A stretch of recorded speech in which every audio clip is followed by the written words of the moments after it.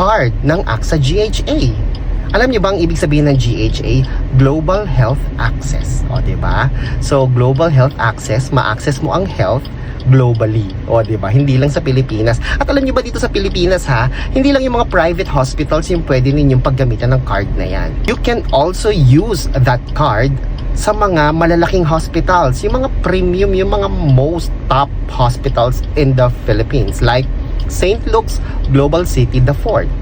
O, diba? Yung St. Luke's Medical Center sa QC, pati sa The Fort, pwede mong i-present yan. Pati sa Asian Hospital, pati sa Makati Medical Center, diba? Sa Makati Med, diba? Ano pa ba? Yung mga malalaking hospital, no? Kasi 100 million yung limit nito, guys. So, hindi kayo mapapahiya magkaroon man ng emergency or ng magastos na gamutan, diba? Operasyon at kung ano-ano pa. Pati sakit sa puso, operasyon sa puso, diba? Operasyon sa utak o kung ano. Meron pa nga ako nabalitaan na naputulan ng yung pinakamalaking buto dito sa paa natin, sa legs. Ano ba? Femur ba tawag doon? Femur. Basta yon. Sobrang mahal pala din ng pagpapagamot at treatment nun. 'Di ba? Na-aksidente kasi siya. Alam mo ba, sinagot lahat yun ng AXA GHA.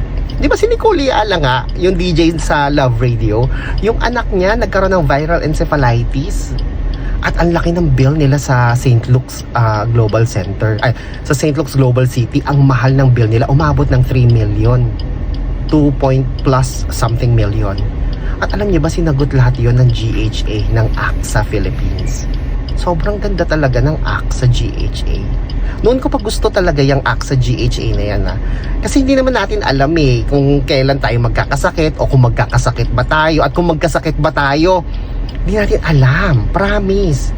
Kaya kung kaya mong paghandaan, 'di ba?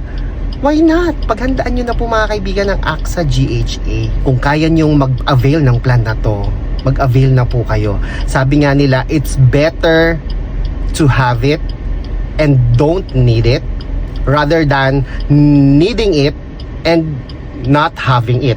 Diba?